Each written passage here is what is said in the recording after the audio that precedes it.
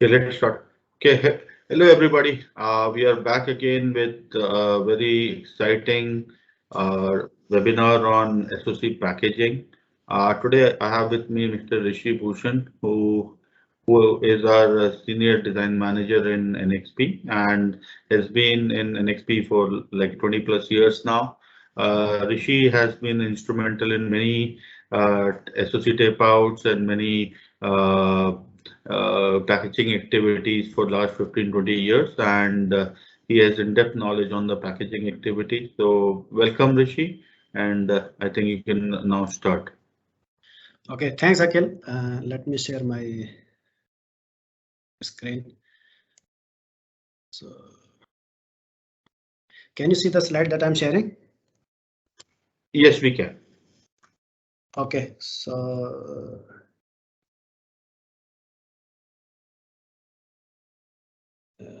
my camera is also on. Hi, everyone.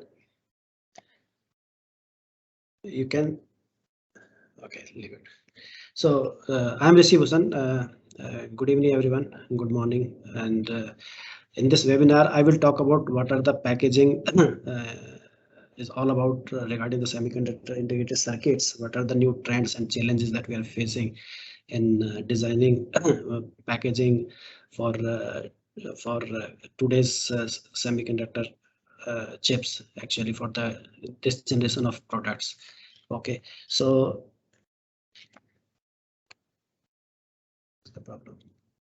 Okay, so agenda for this webinar would be something like this. I will talk about some of the market that we are targeting in NXP and what kind of requirements are there for designing this product for end application point of view. What are the applications and use cases which drives very critical product requirements, and what are the major challenges that we have in designing these chips, which essentially are important to design the packaging to address all the end product requirements. And why do we need a package itself, by the way, and what is the packaging design flow used today to design the package and manufacturing the package, what kind of different packages are there, and what are the package requirements to address the final product requirement for today's kind of chips that we are designing, and what is the package selection criteria to meet the end product requirements, what kind of sign-off methods used to sign off the package to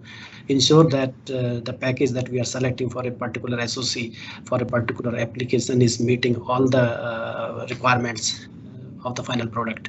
And I will talk about some of the assembly aspects, how packaging is done, packaging assembly is done, how it is manufactured, and some of the challenges that we face, and will conclude my talk with the conclusion summary. Okay, so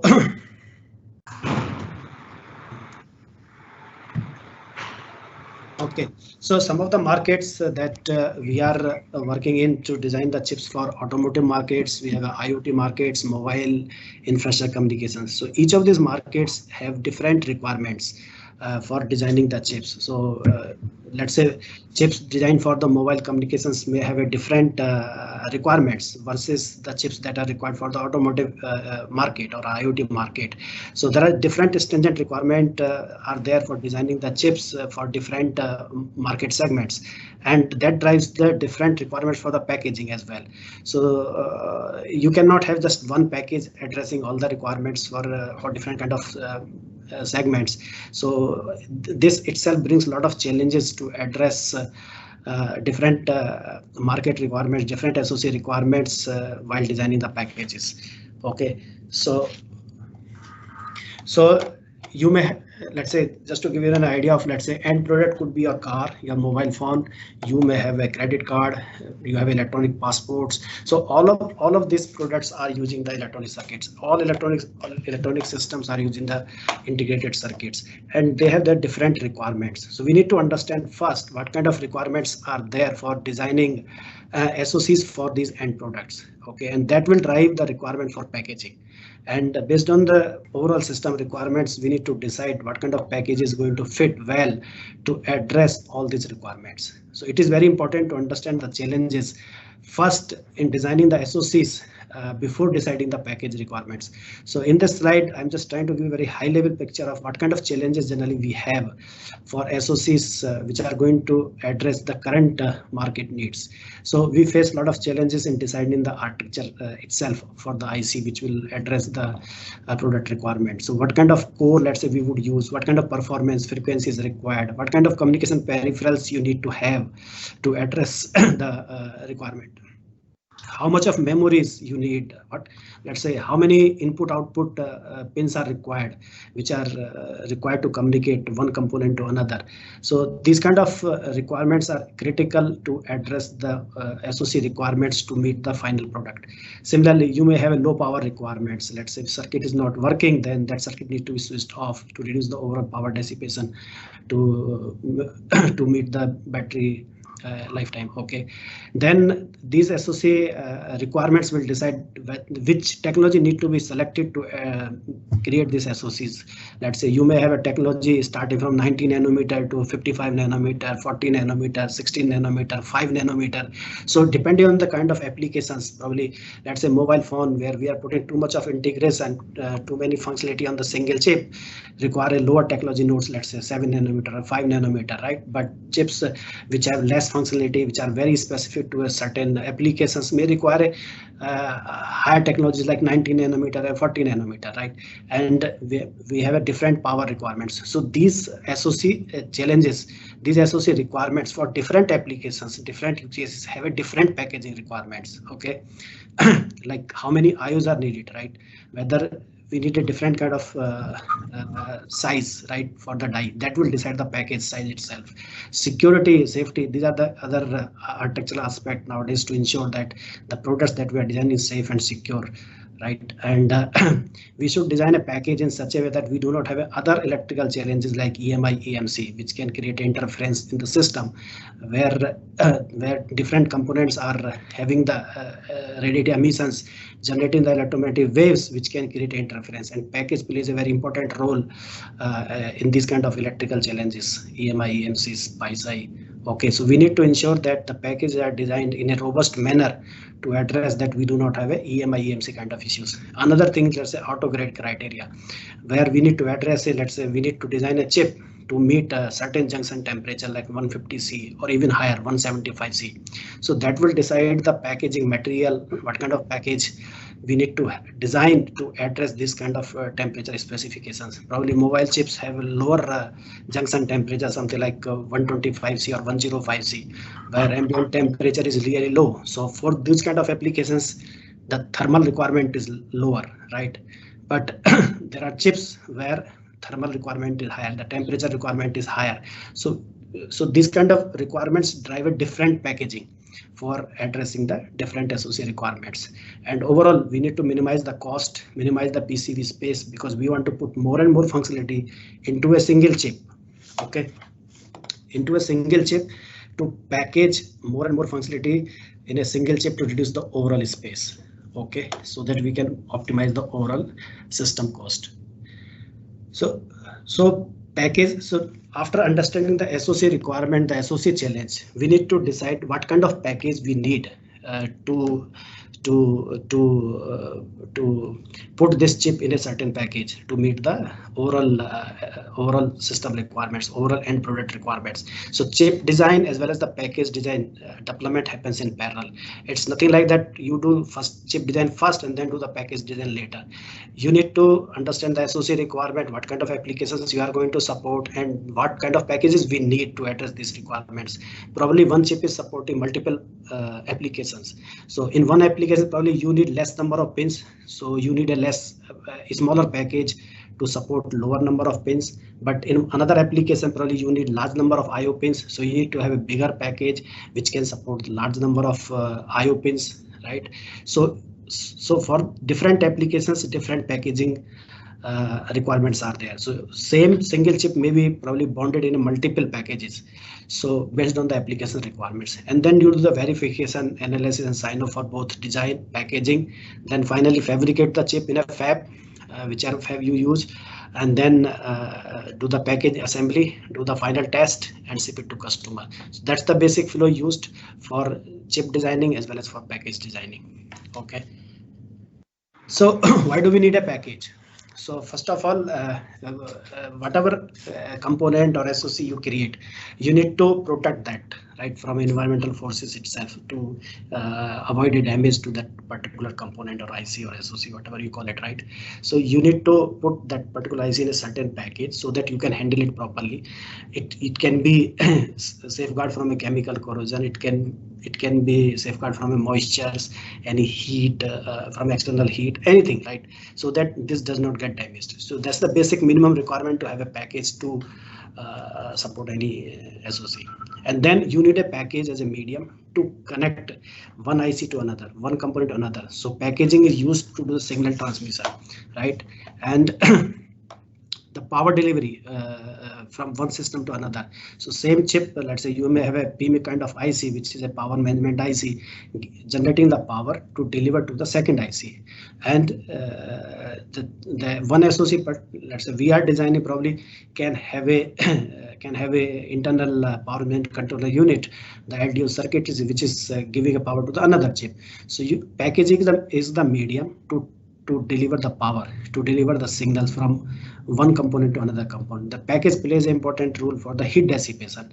The power which is getting generated when chip is operating, it's going to generate a lot of heat, right? So this heat needs to be dissipated in the environment. Otherwise, the package will get melt or it will get burnt. So we need to design a package in such a way that it provides a better heat dissipation mechanism. The connectivity, because package is the medium which is encapsulating the package pins to have a connectivity from one component to another component. You may want to have a multiple chips in a single package to have a higher integration, right? So you may use a different kind of package called SIP, where system in package, where multiple ICs or multiple SoCs are bonded in a single package. It depends on the overall final product requirement, whether you want to select a smaller package, whether you want to select a medium package or a bigger package or a SIP kind of package. It all depends on the product requirement.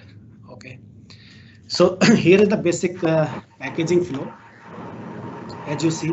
So first, just to summarize, what is the packaging flow? So you collect the product requirements. Okay, what kind of requirements are there from a final product point of view for the SoC?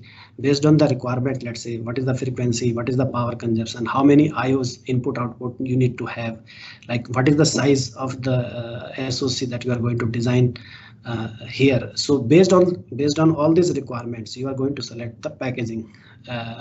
You are going to come with the packaging requirements that a certain package need to meet this kind of requirements, that we need to support a junction temperature 150 C, we need to support let's say 2 watt of power, we need to support let's say 500 megahertz frequencies. So these are the kind of requirements that you need to collect for a SoC, for which you need to select the package that whether we can address these requirements or not by selecting the package. Then it comes to the package selection.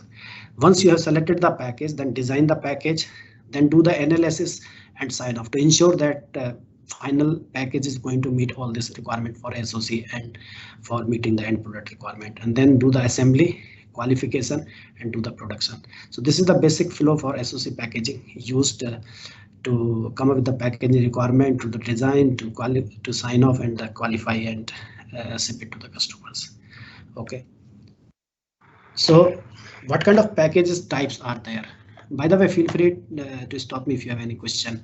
So older technologies to now actually. So we have a packaging. So earlier we used to have a smaller chips just supporting a few functionality. Let's take a simple example. Calculator used to have just mathematical functions, simple functions. Then integration, higher integration started. We started requiring a bigger package to support more functionality. So as technology is shrinking, we are putting more and more functionality onto the same chip, right? And which requires bigger and bigger package. So in the earlier days, we used to have let's say single thin small outline package where pins are just on one side of the package. You can have a SIP package like single inline package where pins you can see as shown here in this package. You have a dual inline package where pins are on the both sides of the package, right? Then as integration started happening more and more, we require bigger and bigger package to fit the SoC's to meet the requirement. So nowadays the most frequent package used are like QFN, LQFP packages, Max QFP package, BG and flip chip packages. These are the packages which are required to address the today's SoC requirements that are getting designed for, whether it's for the automotive applications, whether it's for IoT applications or mobile applications or for any other market segment, because we are doing more and more integration. We are putting more and more functionality on the single chip, and the requirements are increasing. Okay. Rishi. Yes. Sunil is right. Yes. Small question. Any advantage of one technology over another? For example, flip chip versus BGA. Any advantage of one another over another? Yes, so I will come to. I have a slide to explain what is the difference between flip chip and wire bond package and how to select that. Okay, I will come to that. There is a next slide. Okay, there is an advantage, of course, from a power perspective. Just to give you a very short answer, the wire bond package can support low power, something like less than 5 watt. That too with the having a proper heat sink kind of mechanism. And the flip chip can support a higher power consumption all the way up to 50-60 watt easily. So that's the basic advantage going with the flip chip versus the wire bond. Okay, so evaluation of packages, if you see here, in earlier days, let's say 1980 and up before, we have a smaller chips, very few functionality on the die, so we need a less number of pin packages. But as we started putting more and more functionality on the single chip, with the technology shrinking, we are doubling the gates almost every 18 months. You know the Moore's law, right?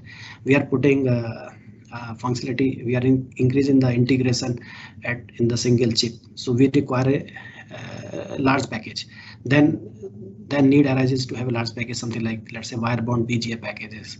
Then again we started putting more and more functionality on the same chip to support higher power consumption, that higher thermal power dissipation, more number of IOs to support. Then we need a flip chip package. Okay, similarly there is a wafer level CSP package, again to address some of the requirements to reduce the space, because in this package size is more or less same as the chip size. So that is how the packaging evolution is happening all the way in last 30-40 years. Okay, so how the BGA package is constructed. Okay, just to define it. So this is the package here. Okay, this is the die here, and die have a defined location called bond pad. Okay, and these bond pads are connected to the lead, package lead. Okay, through this bond wire. This you say. Okay, let me see if I can use the pointer here. So this is the die here, and this is the bond pad location here. Okay, and this bond pad location is connected through this bond wire to the package leads, and then you have a package substrate where this package leads is routed through the package substrate layers through the package substrate layer till ball. Okay, this is the BGA ball grid array, and this finally these balls are going to be connected to the PCB level.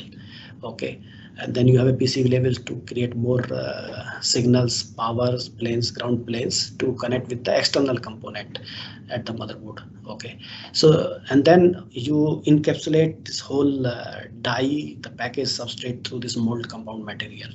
Okay, so this is how the MAP BGA substrate package looks like, which is encapsulating this die and having the bond wires, substrate routing, and the package balls. So this whole piece is a packaged die, you can call it. This is the MAP BGA package. Okay, on the die side, how it will look like. So as you can see, these are the bond wires. Okay, this is the space for the bond pad, something like 60 by 60 micron. It could be lower or higher depending on the technology. Okay, and you connect the bond wires on the die side like this, and on the package side it gets connected to the lead frame like this. Okay, and in wire bond itself you can have a two type of package generally. One is BGA package where you have a ball grid array connected like that, and then you have a pin like QFP package, LQFP package like this, where pins are connected to the board. Here balls are connected to the board. In the BGA package, in the QFP package or LQFP package, you connect pins to the board. You can have a multi-tier of wire bonding. So if you are in the same area, if you are placing more number of IO pads within the die, let's say SoC requires a large number of IOs, which you cannot fit in the X and Y dimension of the chip. So probably you need to create a multiple rows of IO pads on the periphery in the SoC side, in the silicon, right? And you need to bond all these IO pads to the package leads using a multi-layer, multi-tier bond wire technology like this. So you can see in this picture there are 3 level of bond wires. So you have these bond wires, then middle, then top. So you need a high precision assembly technology to do this kind of bonding, and then it's connected to the package substrate. Then you have a substrate routing done, and then finally it gets connected to the BGA ball grid arrays. So this kind of higher integration is required to address some of the SoC requirements having higher functionality on the die. Okay. So, okay, so if you see a different type of BGA package itself, just to show some of these pictures and to show the advantages here. So within this, let's say PBG is a plastic ball grid array package. So the important thing here I want to show is like you have thermal and ground vias shown here in this picture. Rest of the picture remains same as the previous slide I just showed, but here I just wanted to address that to increase the thermal conductivity, the thermal performance of this package, you may have to have thermal and ground vias. But in the second picture, you can see you have a thermal vias within the PCB also to dissipate heat faster, and within the package also. So this can increase the thermal performance of this package. In this picture, as you see here, you have a heat sink also placed on top of the die. So this will further improve the thermal performance of the package. It depends on the SoC requirement, what kind of heat dissipation thermal power is for the chip, and what kind of heat sink or mechanism required to dissipate this heat faster, so that junction temperature is not goes beyond the specifications. Okay.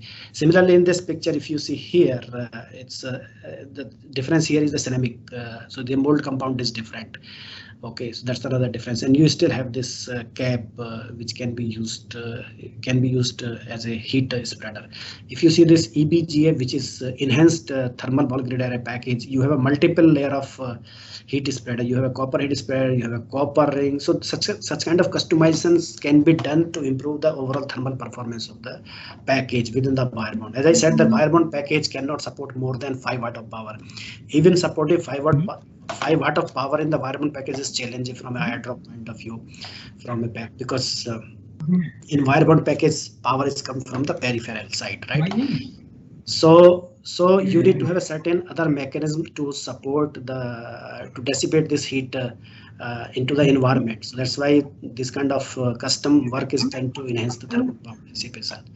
And here is the flip chip package construction. You see this is the die which is flipped, which is get attached through this bump. These are the bump, or this will be copper pillar, and to the substrate, and then there is a substrate routing done at multiple layers, and then which gets connected to this package balls, which gets finally connected to the PCB substrate. Okay, now if I show you the wire bond process, okay, how these wire bonds are created actually. As I said, that's on the die side, it would look like something like this. So there is a wire bond pad area on the die, on the silicon, which is well-defined location where you can connect the wire bond. You cannot connect this wire bond anywhere else. You need to connect to the bond pad area only, which is specifically designed meeting certain package rules, the metallization rules, the density rules, because there would be mechanical stress imposed when you are creating this bond wire. So you need to take care of those things. So this is very well-defined wire bond location on the die. So you create a bond wire through this bonder machine. There is a bonder machine. There is 8 steps shown here. How you create this, let's say, ball. So you have a bond wire, which could be earlier it used to be gold bond wire. Actually, it's a gold material. Okay, and then aluminum, and then now it's used copper. Copper is cheap and it's providing better electrical characteristics, and it's cheap also with respect to gold, and better electromigration characteristics. So copper is mostly used nowadays for this bonding, creating these bond wires. Okay, but in the older chips you may find this is the gold metal used to create the bond wires. Okay. So here in the step 1, let's say this is the wire, copper wire. So through spark you create a ball like this. Then you attach this ball to the bond pad location, then put a certain kind of a force and ultrasonic force and heat it up so that this ball get attached with the die bond pad area, and then lift it up to create a loop for the bond wire, and then put a pressure to attach to the bond wires, and then hit it again and put ultrasonic force to cut it from this lead location, and then lift it up so that you are ready to create another bond wire. So this is the very high level flow used in this bonding machine, actually, which creates this bond wire stitching. And you can have a multi-tier bonding as well. It's just to show you the how bond wires are created. Okay, and you can have a test. Let's say there is a shear testing used to see whether you have a strong bond wire created so that it doesn't get attached from the silicon or from the lead. So you can try to pull it using this hook to see whether it's really attached with the die as well as to the lead to test it. Okay, otherwise if this get detached, this will create an open and your circuit will fail. So these things comes as a part of the reliability testing, and some kind of testings are done to ensure package is qualified. Okay, so here is the map BGA substrate layout example, just to show how package substrate is created from a design point of view. So you have a ball grid array. This is called ball map. Okay, these ball maps could be, let's say, 257 BGA, 400 BGA, 596 BGA. Depends on the SOC requirement, how many IO pin count you need to address input output requirements for your SOC. So you assign them for signals, for power, grounds. Let's say it depends on the SOC requirement for high speed interfaces, low speed interfaces, depending on the overall system requirements. How things are going to be placed at the PCB level.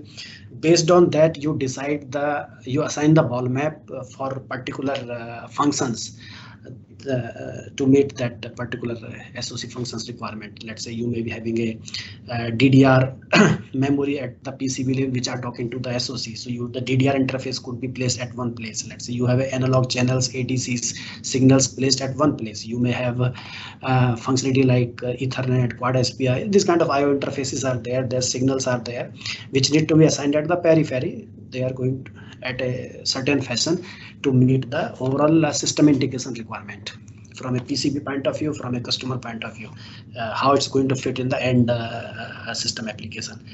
After deciding the signals, so let's say if you have designed the signal power ball like this as shown in this first picture, and without giving a proper thought, you may see a lot of crisscrossing, and this is not going to be substrate routable, right?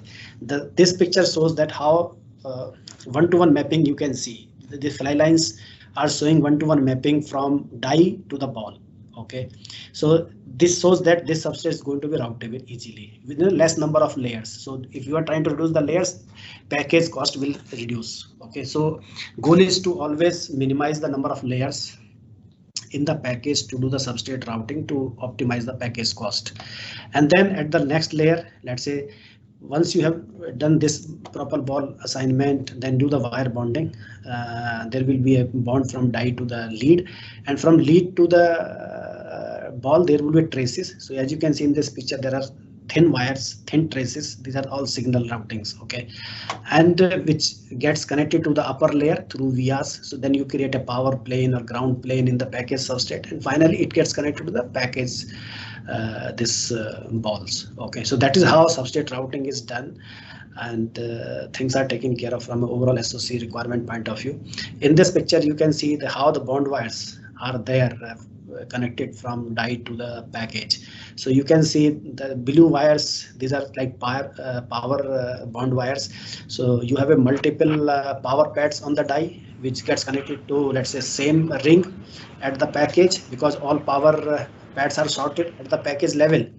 Similarly, you have a ground bond wires shown in yellow color, which are bonded from the die to the, you can see this yellow power stripes where multiple yellow bond wires are connected. These are the ground bond wires. And then finally, you have a third loop, that longer bond wires which are getting connected to the traces. And then these traces are connected to the upper layer through vias, so that they get connected finally to the package balls. So that is how the substrate routing is done to form the package design. Okay, so you need to take care of how to do the ball map assignment from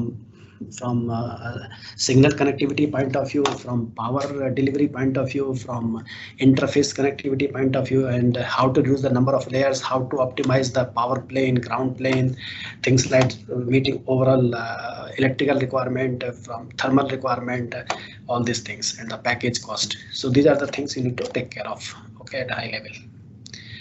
Okay, so if I show you the wire bond package where substrate is not involved, let's say LQFP package used for the applications which require less number of pins, let's say 64 LQFP, that means 64 pins are there. We can have a 176 LQFP package, that means we have a 176 pins, roughly you can say 44 pins per side, depending on the application requirement. And you are trying to bond one single silicon, same chip in a multiple package to address multiple applications. So these are the things you need to take care of. So if let's say you are not designing the proper pad placement on the die side, then you can have a angle violations like this. So you should not have an angle violation more than 45 degrees. Otherwise, there could be a shorting during assembly, and it can create a short. It will affect the reliability of the package, yield of the package, and it will violate a lot of packaging rules. So you need to take care of the pad placement is done properly on the die to meet all the packaging rules requirement, okay, to meet the assembly requirement, to meet the yield requirement of the package. There should not be any wire crossing. Length for the bond wire should be as low as possible. Otherwise, if you have bond wire length larger, then it will have a larger inductance, which will affect your power supply noise. So these are the kind of things you need to be aware of and worry about while designing the packages and optimizing the packages. Okay, this is the flip chip package. How flip chip package is constructed. So this is the die, it's flipped actually. So in the wire bond package, the MapBGA, the die upper side and the top side, here it is flipped. The name itself is flip chip package. And then this die is connected to the package substrate either through the copper pillar or through the solder bump. Okay, so there is a region defined over the die where bump can be placed. Okay, and then you have a substrate routing done in this package substrate, which finally gets connected to the these balls, which gets connected to the finally at the PCB level. So this is the flip chip package, and this is the mold compound. And flip chip packages are good for supporting higher power consumption, higher frequencies, right? More number of IO pin counts. So these are the advantages with respect to the wire bond packages. So just to give you some more flavor on the flip chip itself. Overall flip chip construction, the technology remains same. Here again, I'm trying to show what kind of customizations you can do to improve the thermal performance, let's say. So this left picture is just a simple flip chip packages where you can see in the central region, these pillars are there in the package substrate. You can call it like a thermal vias, which helps to dissipate heat faster from die to the external world. In the second picture, you can see there is a lid heat spreader. So this is the heat spreader. You can say material here is a metal, which will help to dissipate heat faster from the top side as well. So this will increase the overall thermal performance of the package, and you can have a thermal interface material in between, which helps further improving the thermal performance. So here you are just covering the die. In the third picture, you are covering the whole package itself. As you can see, this is heat spreader going from this one end to the other end of the package. So this is going to improve further thermal power performance of the package. Okay, so flip chip package is used mostly to support higher IO counts. Okay, and higher performance, because you do not have the bond wire, so it will reduce the inductance, and it is better to support high performance designs, high frequency designs, high power designs. That's why flip chip packages are used. There is another flavor in the flip chip itself, which is called WLCSP. It's a wafer level chip scale packaging, where bump die itself is the package, like package size itself is equal to the die size itself. Okay, and here you can have a direct bump from chip to the board. There may not be any substrate routing, and there could be a substrate routing as well, depending on the requirement. But important thing is this package size is equal to roughly the die size, and but it supports lower number of IO counts, because you need to have a higher bump pitch, which can support a certain number of signals only. But this is the very promising technology nowadays used in the application. So let me show you how Philip chip package substrate is constructed. So again, the major difference in the MAP BGA wire bond substrate versus Philip chip BGA substrate is like, on the die you have a power and ground bumps placed at a certain uniform pitch, like this as shown in the picture. VDD, VSS, VSS is a ground, VDD is a power. So at a certain bump pitch, or you can say pitch, these bump are placed, which are going to provide the power from a top down way. That's why the Philip chip package can support higher power consumption, okay, and to achieve the low IR drop. That is the advantage, and it can support higher thermal power dissipation, because you do not have the bond wire come into the picture. You have a direct ball, so inductance also get reduced, so you can support high frequency requirement as well. That's why Philip chip packages are used for high frequency, high performance, and high power kind of applications. Okay, so that is the advantage with respect to wire bond package.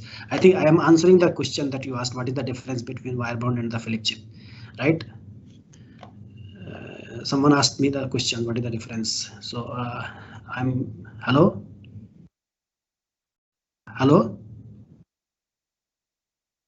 Akhil, can you hear me? Rishi, you are audible. Okay, so if you have any question, please feel free to stop me. Okay, then these bumps are connected to the top metal layer, let's say M1 layer at the package level, and you form the ground plane to provide a better coupling and better power delivery plane. And then on the second layer, you create a traces like this. And then on third layer, again, you provide a VSS plane to have a shielding between different layers, which will improve the better electrical performance of the packages. And then you have a power plane, ground plane, and then finally the substrate layers gets connected to the package balls, and balls gets connected to the PCB. So these are you can have a n number of layers, depends on the SOC requirements. Let's say this package here is showing something like 6-layer package, where 6 layers are used to create this package substrate. Depending on the SOC requirement, you may need probably 2-layer package, you may need 4-layer package. It depends finally, like how many layers are required to create the substrate routing in the package substrate. Depends on the number of IO pins, number of signals that you are trying to support. So all these factors decide the number of layers required to create the substrate routing. Okay. One question, like, sorry to interrupt. Actually, I missed that point in which you explained the advantages of Philip chip over the wire bond. So can you explain that again? Okay, so Philip chip supports higher power consumption, Philip chip supports higher IO count, Philip chip supports higher thermal power dissipation. These are the advantages with respect to wire bond package. Yeah, but actually in that last slide you were explaining, right? Like, yes. At that time your voice was not audible. Actually, this bump thing you were telling that wires are not there in Philip chip, so that is. Yeah. Okay, in the Philip chips, we do not have the bond wires. You have the, let's say, bump and the copper pillar, for which the inductance is really low. So the inductance for the Philip chip package is something like 1/10 of the wire bond package. So the power supply noise would be very low. You can support high frequency requirement. So that's where Philip chip package helps to support high IO count, higher frequency requirements, the higher thermal power requirements. Philip chip packages are used. Okay. Okay. Yeah. Thanks. So even I have a couple of more examples I will talk about when I talk about the package challenge and sign off. Okay. So this is another package, Max QFP package. That only difference in this Max QFP package with respect to QFP package is that here the pins are arranged in a staggered manner at a half pitch. So you can pack more number of IO pins in a same area. Okay. Roughly double pins in the same area with respect to LQFP package. So you can have a higher integration. You can within the less space. So this requires less PCB space to support. the large number of IO pins. That's the biggest advantage. And from an electrical point of view, thermal point of view, its characteristics are more or less same as LQFE package or even better. Okay. Now there is another package called SIP package, system in package. Okay, so based on the SOC requirements, where you want to integrate more and more functionality, which probably you cannot fit in the single die, but you wanted to you wanted to have all the functionality in a single package. So probably you may have to design multiple chips, let's say IC1, IC2, IC3s, and you are integrating all of them in a single package. You are bonding them in a single package. So as you can see, there is a multiple level of bond wires. So you need a very high precision assembly to create such kind of bonding. So system in package provides a low cost, because in the smaller area you are bonding multiple chips within the one package. So overall it helps to optimize the cost, the space that you need. Let's say mobile kind of applications where you want to have a smaller size of your mobile phone, and you want to have all the functionality in a single chip solution. So probably you want to go with a SIP kind of packages. So that's the biggest advantage. But these packages are very sophisticated package, requires a very high level of integration and very high precision of assembly machines to create such kind of packages. So what is the selection criteria? So I have given a flavor of what are the different type of packages, what are the wire bond packages, BGA packages, flip chip packages. So what kind of customer requirements, product requirements we need to consider to decide the packages and all. So here I will just talk about, let's say once you have the customer requirement, what kind of facility you are going to use to create these packages, and what could be the package size, footprint you have decided, number of IOs counts that you need, you have known about the SOCs, what could be the die size, what are the reliability requirements, the environmental conditions, what kind of PCBs that you are going to support, what is the kind of mechanical stress that you will see when you are doing the bonding, and where this chip is going to fit in which applications, what kind of environment there is, what kind of electrical requirements you have, frequency requirements, the performance requirement, the thermal requirements. So all these factors are required to decide the proper package. Okay, this is just a summary what I have talked about.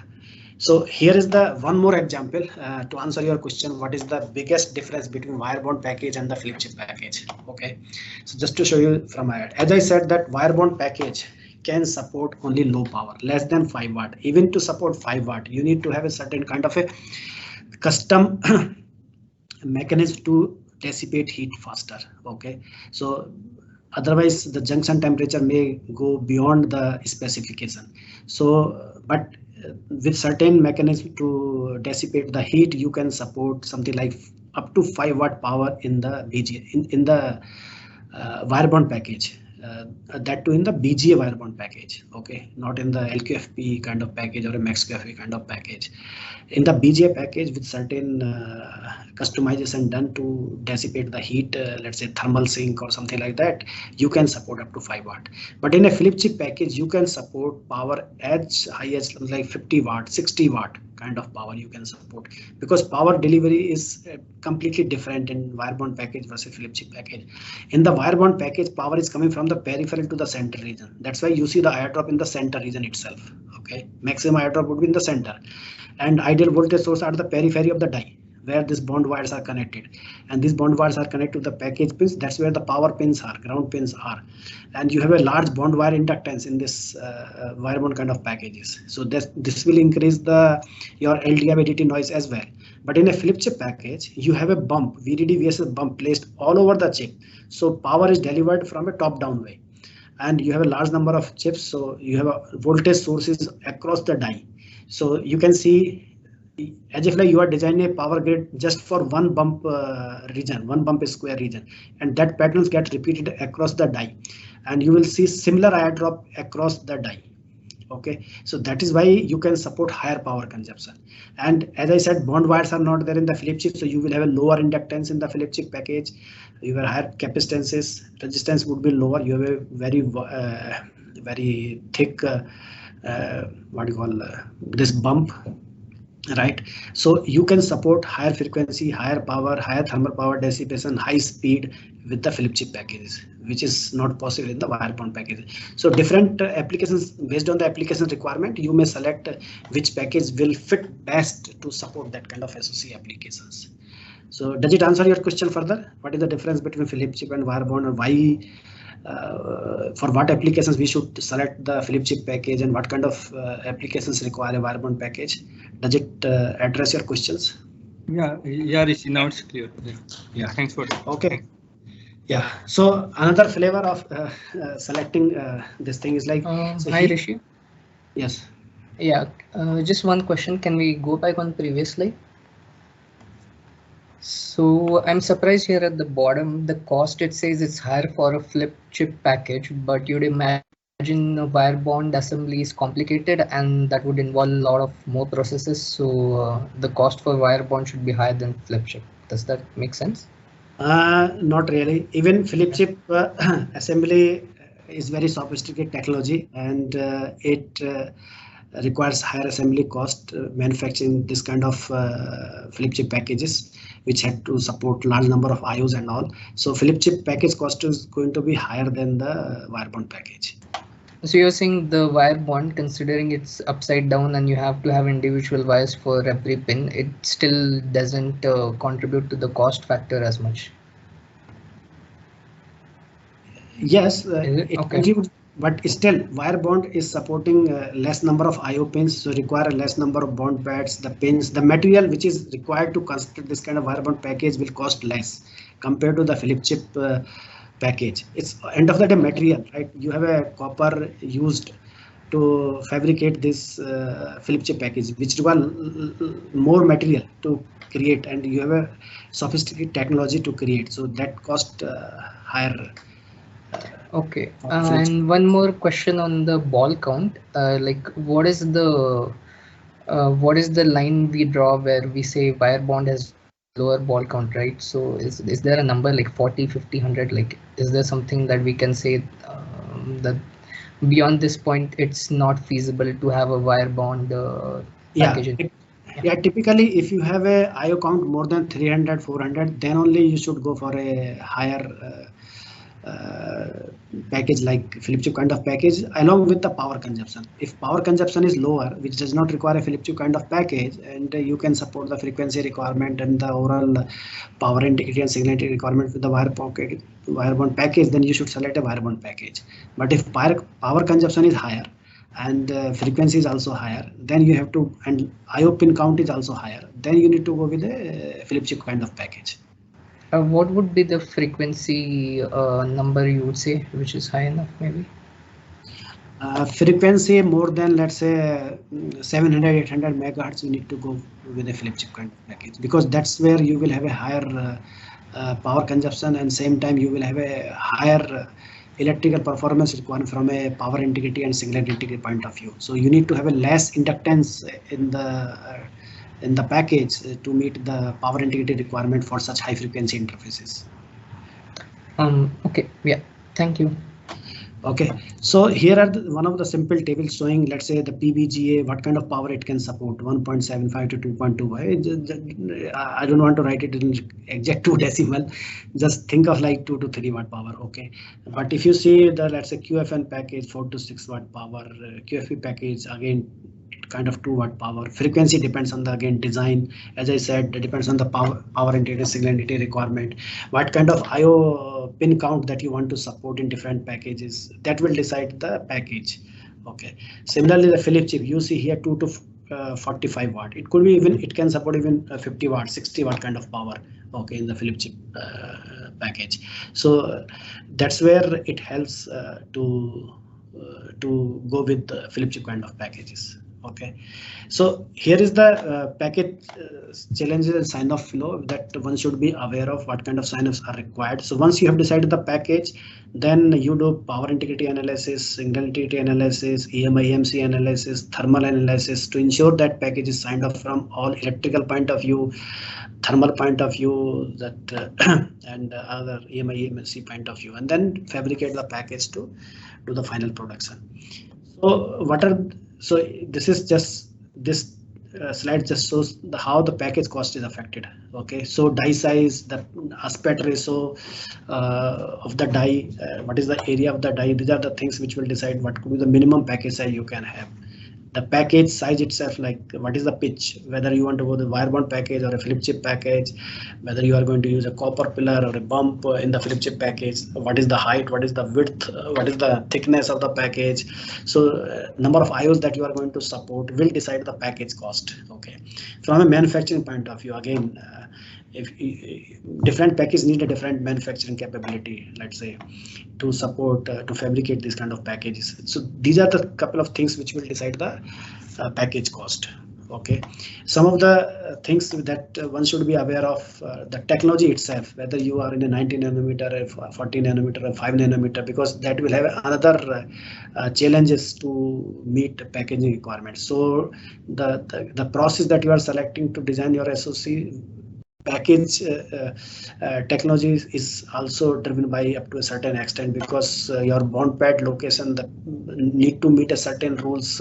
It should be compatible with the assembly technology. Okay, so that's what we need to take care of that. Similarly, whether you are selecting a bigger wafer, let's say 200 millimeter, or a 12-inch wafer, 300 millimeter, how many dies are there on the wafer, kind of passivation that you are using, metal composition that you are used. So those kind of information is critical from a packaging technology point of view.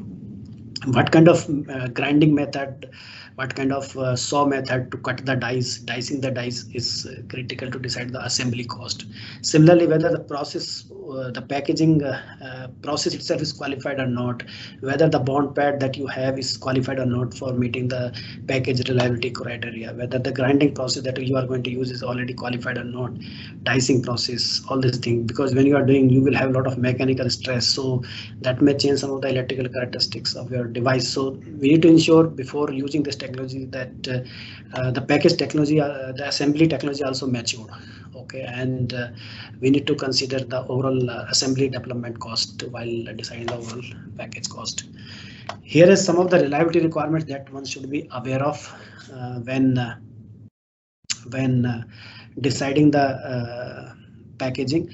So the packaging material itself, right, is critical, and the customer use case profile, like what kind of environmental conditions that chip is going to support, what kind of ambient temperature is going to be there, because that will decide the reliability of the package itself. Because let's say you may have a SoC operating at 150C for, let's say, for 1 year in the whole lifetime of a product. Let's say in out of 10 years, if 10 years the product lifetime, probably out of 10 years your chip is maybe going to operate, let's say, at 150C for 1 year. So there will be a different reliability requirement for that. So package should also support those kind of reliability requirement. If there is a chip, let's say for other applications where chip is only operating for a half a year, right, or probably 2 years at a higher temperature or higher voltage, then relative requirements are different. So you need to understand what is the use case profile, what kind of constraint you have at a PC level, the environmental conditions, operating conditions. You need to be aware of to decide the overall reliability criteria of the package and the chip overall together. And then that will decide what is the dilution criteria, solder joint reliability. All these things are going to be affected with the reliability requirements. And based on that, you need to ensure that you have a matured assembly process to fabricate these packages. And then you have to do certain stress testing like temperature cycling, power temperature cycling, to ensure that package that you have selected, that you have created, is going to meet the package reliability criteria or not. And nowadays you might have heard the SER, soft error rate, right? The alpha particle induced bit flipping, right? There could be a, let's say, alpha particle getting induced and getting into the chip, which will raise the substrate potential that can flip the memory bit, right? And it can cause a functional failure. And these alpha particles are there in the nature itself, in the cosmic rays, in the environment, right? So we need to have a different kind of a mold compound material to reduce the alpha emissions, to reduce, let's say, soft error rate kind of problems. So these are the kind of reliability things which one should be aware of based on the customer requirement for the end product. Okay, So let me talk about some of the electrical and thermal challenges at a high level. So as I said, the number of signals, the power pins, ground pins, all these things will decide the electrical characteristics of the chip. What is the max voltage? What is the frequencies, right? That will decide what kind of package you need to select, whether it has to be wire bond package, because wire bond package have the higher inductance, which may have a higher power supply noise. You see the formula itself, we could, the I drop due to L Ti by dt, right? So L is nothing but the inductance in the package, bond wires and all. So reducing inductance will reduce the power supply noise, right? So a lot of factors need to be considered before selecting the package based on the SoC requirement. Similarly, the package that you are selecting, whether it's a wire bond or a flip chip, the interconnect, whether you have a substrate type, the wire diameter, let's say wire diameter, one technology may use 25 micron diameter, one technology may use 20 micron diameter. So thinner the bond wire is, you will have a higher resistance, right? So that will affect the electrical properties of the substrate. What kind of materials we are using, what is the dielectric constant, that will affect the, let's say, capacitance of the package, right? The electromigration limit for the material used, let's say earlier technology used to use the gold wire, the aluminum wire, the copper wire. So these different materials have different characteristics from electromigration point of view. So these things will affect the package performance.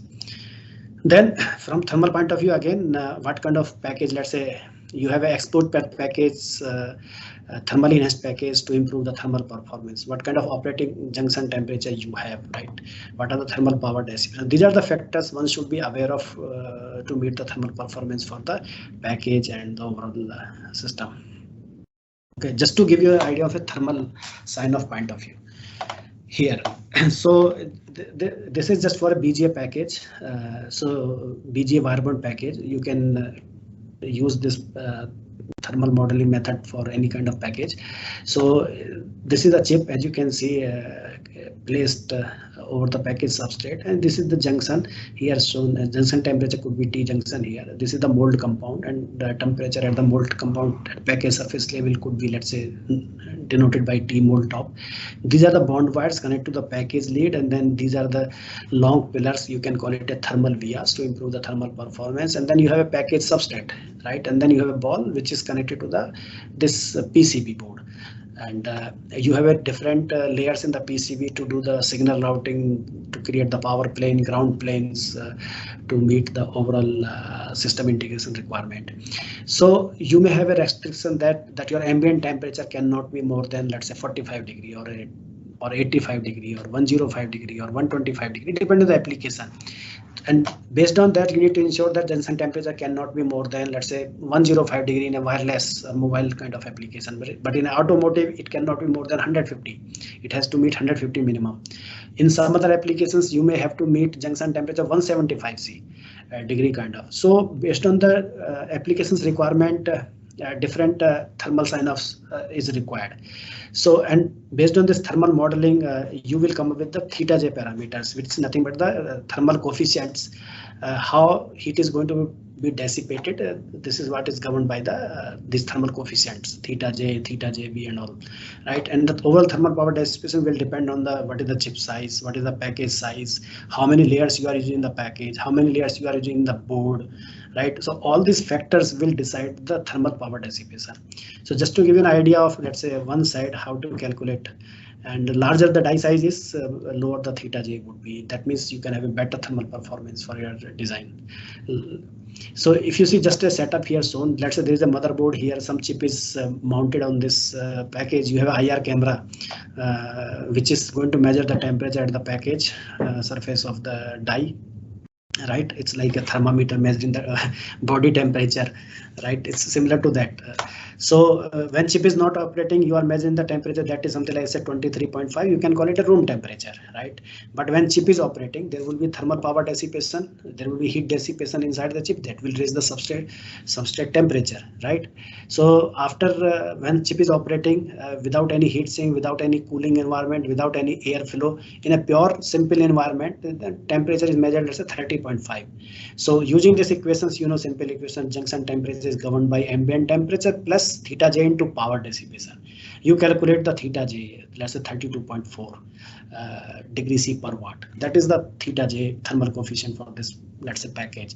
Then you can correlate with your thermal simulations that you have done using tools. EDA tools are there in the industry to do thermal modeling, thermal simulations to find out these thermal coefficients for your package. Okay, so that's how, using this methodology, using this sign of criteria, you can come up how to do the calculation for deciding package based on the thermal power requirement for the die.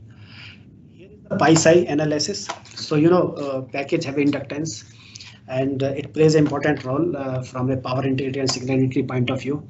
So you need to ensure that the power the signal ball assignment, the power number of power balls, number of ground balls, number of power pin or ground pins are assigned, are designed in such a way that you don't have a power integrity and signal integrity requirement in the you don't have a power integrity or signal integrity issues in the design.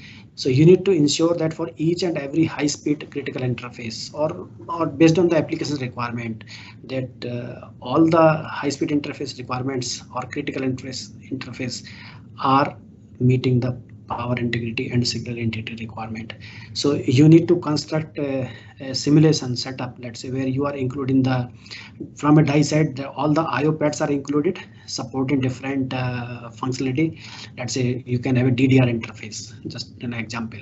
You can have a other interface, Ethernet interface. You can have some display interface. You can have any kind of interface which is talking to the external world, operating at a high frequency. So include the schematic of those pads, then include the package parasitics, RLC. There could be different type of model used based on the accuracy requirement. You can have a simple RLC network, you can have RFM model, you can have other accurate models based on the accuracy and overall system requirements. Then include the package models. Okay, so combining these all three together, create a schematic, perform the simulations using your SPICE kind of tool or any other tools, any other simulator which can solve the circuit, and measure the power supply noise at the die edge. If this power supply noise is within the limit, within the specifications, then you are meeting the power integrity. Then check the coupling noise, whether you are having any kind of coupling, because there is a inductance coupling, there is a capacitive coupling, right, in the package.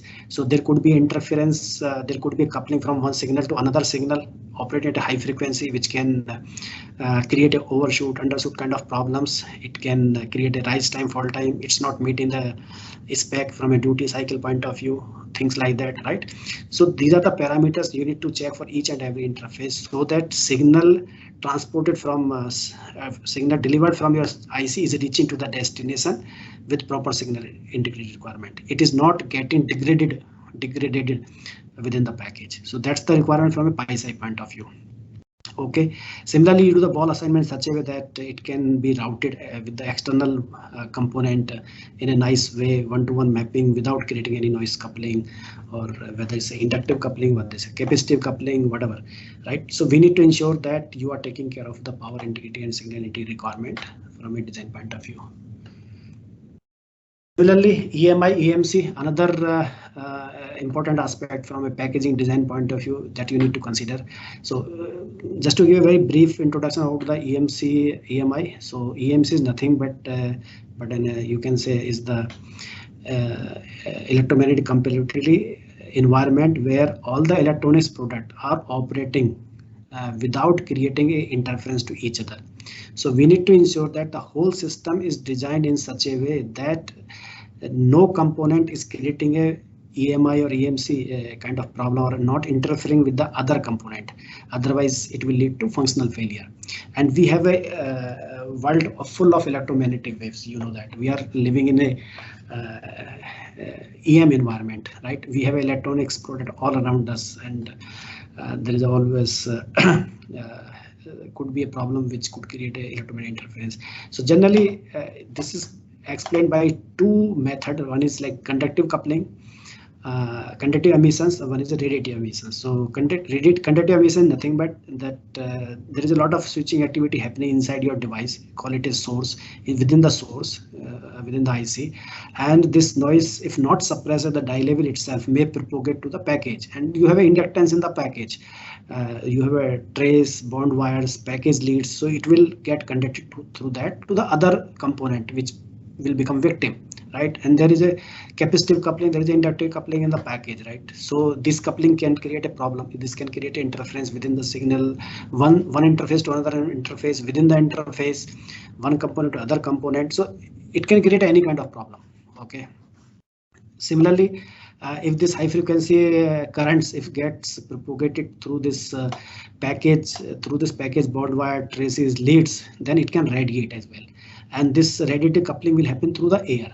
Okay, these are the electromagnetic waves radiated from source and creating an interference to the victim. So these small tiny geometries like bond wires, package lead, PCB act like antennas and they radiates. So that's why packaging is design is very important to take care of this kind of challenges. That's why I'm just putting a one file here to show that while designing the package, while signing off the package, you need to take care of EMC kind of issues. Okay, so just an example what to do to address this kind of issues to avoid EME just at the package level. So when you do the ball map assignment, right, you do the ground ball distribution in such a way that each and every signal or power is having a ground reference next to each other. You know, right, that magnetic lines start from the positive and set the negative, right, from North Pole to South Pole, kind of, you know. So the magnetic lines should not interfere to each other, right? Like one signal is generating a magnetic field, it should not interfere with the magnetic field generated by the another signal. If the two wave function overlapping each other will create a coupling. It's a noise, magnetic coupling you can call it. So you have to ensure that you have a proper ground reference to each and every power and signal to minimize the return loop, to minimize the return path. If you have a bigger path, that means that will act like a loop antenna, it will radiate. So while doing the package ball map planning, the signal planning, you need to take care of how to do the proper ball map planning to address EMI, EMC kind of issues. And then later on you do the simulations to ensure that we do not have a EMI, EMC issues. Okay, so that's the purpose of showing here this challenge, which is very important because these kind of issues are there in the system. Then it is very difficult to debug these kind of problems. You never know where the emissions are coming from. You never know where the coupling is happening, and EDA tools are there to find out all this coupling noise. These are very lengthy simulations, so it brings a lot of challenges to address these kind of issues. So it is very important you do these kind of things in a correct by construct manner and you understand all the issues upfront while designing the packages. Okay, so now I have talked about let's say packaging, how to do the package selection, what kind of packages are there, how to select the package for different applications, what kind of challenges that you see while designing the package, and what kind of simulations you need to perform to sign off the packages. So this is all design part. Now in next couple of files, next 15 to 20 minutes, I will talk about what is the packaging assembly process that is used to create the package, okay, in the factory. So in the package assembly flow, you need to be aware of how package is going to be integrated with the chip, because now you have a chip fabricated from the fab and you are going to create a package on top of that to do the packaging, right, of that chip. And so as I said, generally we have two type of package. One is wire bond packages, one is flip chip package, or you can call it a bump die package. So you need to be aware of what kind of process is there for each of these. Let's say what kind of wafer grinding process is there. What is the saw? Saw is nothing but to cut the dice at the wafer level. Okay, it's called dicing. And okay, what is the probe? What is the wire bond area, right? Whether you have designed all the rules, you have designed all the wire bond pad locations meeting all the design rules to avoid any mechanical stress kind of problem, any cracking problem, any detachment problem, any delimitation problem. So these kind of things, like you need to ensure that your wire bond pad locations are designed addressing, meeting all the rules to address this kind of issues. How to do the die attach, how to do the molding, wafer bumping. So these kind of things I will talk about. So Now this is called, let's say, chip package integration, where you have fabricated a chip in the fab, let's say any fab, talk about TSMC, GF, UMC, Intel fab, any fab, okay, designing the chip. Then you do the test at the wafer level itself, so that you do not want to bond the chips which is not working at the wafer level itself. So that will save the cost.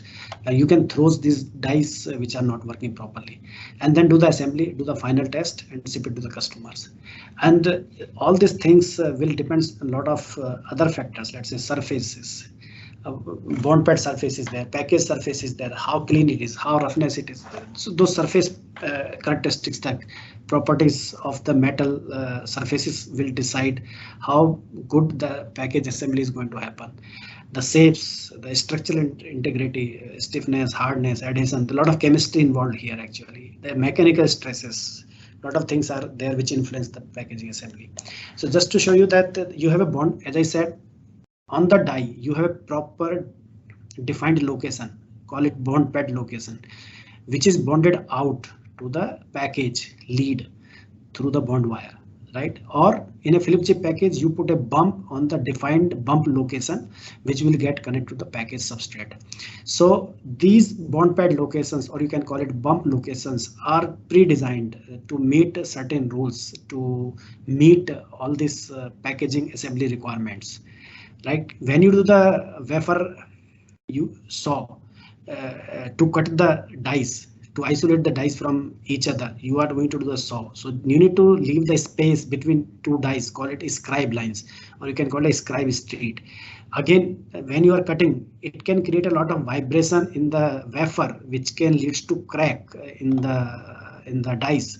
So there is a structure called seal ring, right, which is created meeting certain rules to avoid any cracking, avoid any damage to the chip.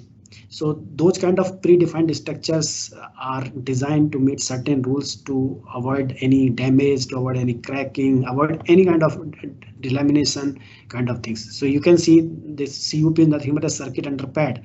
You can see how the metal 7, or let's say top metal layer, is created having a H kind of structure to meet the package assembly rules. Okay, so just to show you, you have wafer here. Okay, this wafer is getting tested through these probe pins. These black needles are like probe pins. You are testing each and every die on the wafer, and whichever die is not working properly, you are throwing out, calling a bad chip. And the yellow ones which are working properly, meeting all the functionality criteria, are called good chips. So these are the only good chips. We are going to tag it to assemble. We are going to create a wire bond to create a packaging only for the good chips. Okay, so we are going to tag them to identify during the assembly. Okay, so after doing the wafer sort, do the wafer grinding. So you do the smoothing of the wafer. Okay, then after doing the, you do the wafer saw. As I said, between two dies there is an area called there is a line called scribe street. Okay, and here you are using this either laser based, there is a saw, different methods are used to cut the dice at the wafer level. Okay, so after doing this, you pick up the die. Okay, there is a die lifter, you can call it, which will lift the die from the wafer and will put on the package substrate, and you put a die attached material here which will paste this die to the package substrate. Okay, after doing this, you do the wire bonding. Okay, so you have a defined pad location on the die side where you are going to create this wire bonding on the die side, and you are connecting this wire bond to the package lead on the lead frame side. That's called wire bond process. After creating this, you do the mold compound. You put a material which is going to encapsulate all the lead frame, the die within it. Okay, this is molding. After that, you do the trimming and create the proper form of this package pin leads, and now you have this, do the final test to ensure that chip is working, and the chips which are not working, you can throw them out, and now use the good chips which are meeting all the functionality criteria, and package them and send it to the end customer to use it. Okay, so this is the normal wire bond process. Flip chip process, as I said, this is the flip chip. I already talked about what is the flip chip. So again, you do the first wafer bumping. Okay, so at the wafer level itself, like you are doing the bump, you are placing the bump on the predefined location, which is called bump location, and then you are flipping this die and attaching to the package substrate. Okay, do the wafer grinding, as I said, then do the wafer saw, pick the die and place it on the package substrate like this. Okay, after doing this, you do the solder reflow, put the materials here, fill these materials, and then do the underfilling other materials to create this flip chip package. And then again, after that, put the mold compound and do the final testing. And now you have a packaged part ready to ship for the customer to use it in the end applications. This is the flip chip assembly process used to create the flip chip package. Okay, there's another kind of package, I said, wafer level CSP package. This is really a chip scale package, but here, as I said in the introduction slides, that more or less here the package size is going to be more or less same as the dice size. Okay, the major difference here, you are doing the bump placement at the wafer level itself. So in the wire bond or flip chip package process, you cut the die first and you pick up the die and put in the package. But here the major difference is you are doing the bump formation at the wafer level itself. You are not cutting the die. After that, you will cut the die. That is the major difference. And so the biggest advantage here is that it further minimizes the inductance. That is another advantage, and enhance thermal conduction, because here all these solder balls are just there between external world and the chip. So the thermal conduction path gets reduced. So that's where it helps. But you can put only few number of IO pins. It cannot really have large number of IO pins. Okay, so but this technology is further getting enhanced to support large number of IO pins. Okay, so there is a NXP product which is getting used in the Apple iPhone, and there is a website where this iPhone 6 was teared down, and people do a lot of stuff, and there is an NXP product getting used which is using this WL CSP technology.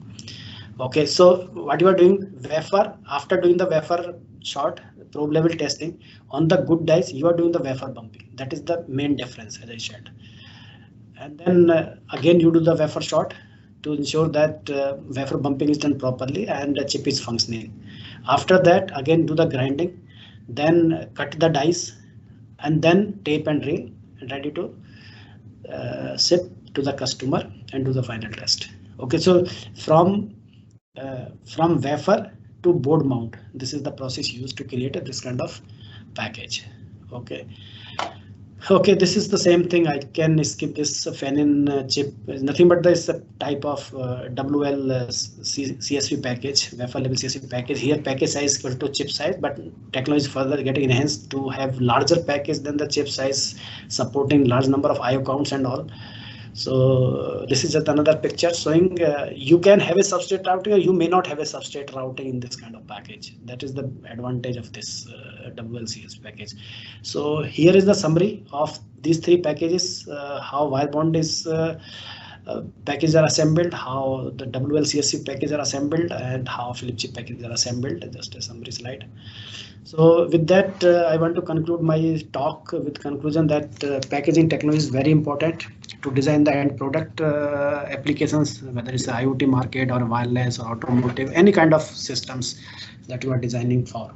And it's very critical to understand the SOC requirement, the application requirement to have a proper package selections to meet the end product requirement.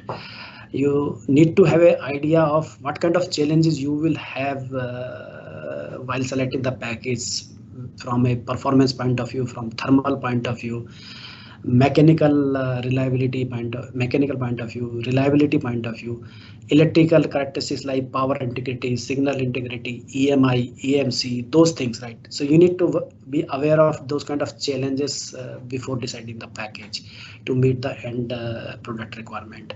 And as we are integrating more and more on a single chip, we are having all these challenges on the SoCs, and these challenges are further growing. Okay, more and more in the future ICs, and so we will have more and more challenges in our coming generation of product. So one should be well aware of all these issues upfront to address these issues in a correct by construct manner. And if we have issues, debugging these kind of issues is a very lengthy process, difficult to debug, and find out the real root cause is very difficult. And then, of course, as you saw from the talk, you need to have a really multi-domain knowledge to understand all the things, right?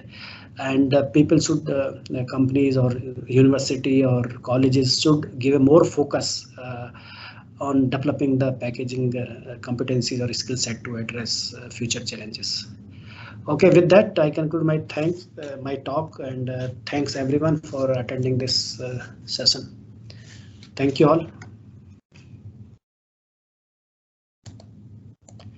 Hello. Hi Rishi, it was a very good presentation. Can you share the slides? Yes. Yes. Yes, I'm sharing the slide here. Thank you. Yeah, it was a very good presentation. Thank you so much. Okay, thanks. Thanks. So Philip, if you have any question, let me know.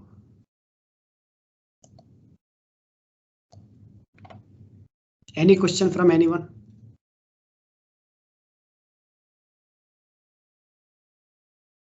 Okay, so thanks Akhil for arranging this webinar, and thanks all the participants for attending, for your valuable time. Thank you all. Thanks everyone.